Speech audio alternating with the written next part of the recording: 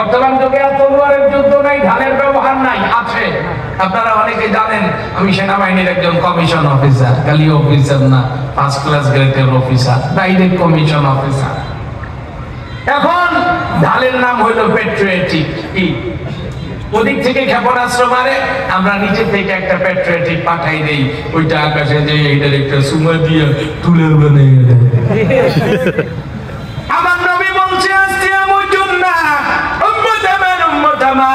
রোজা হলো তোমাদের জন্য জান্নাত। রোজা কি? রোজা কি?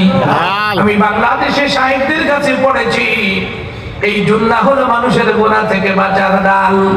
কিন্তু আমি যখন কুয়েতে গেলাম, কুয়েতের শেখ লুৎফি আব্দুর রহমান আল আজহারি কেহো আমাকে ডাক দিয়ে বলছে, আবুল কাসেম সরকার, এই রোজা শুধুমাত্র দুনিয়ায় ডাল নয়, এই রোজা হাসরের ময়দানেও মানুষের জন্য ঢাল।